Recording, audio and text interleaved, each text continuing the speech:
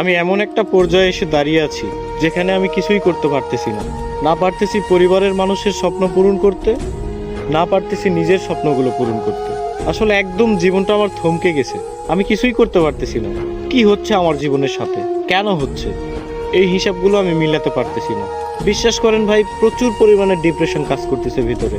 আমি অনেক ডিপ্রেশনের মধ্যে আছি। আমার জীবনের সাথে কেন এগুলো হচ্ছে আমি নিজেও জানি না। তবে একটা জিনিস কি, কোনো কিছুর হিসাব আমি মিলাতে পারতেছি না। একটা সময় ডিপ্রেশন কি জিনিস জানতাম না, এখন জানতেছি। তবে একটা কথা মাথায় রাখবেন, ডিপ্রেশন বিভিন্ন ধরনের হয়।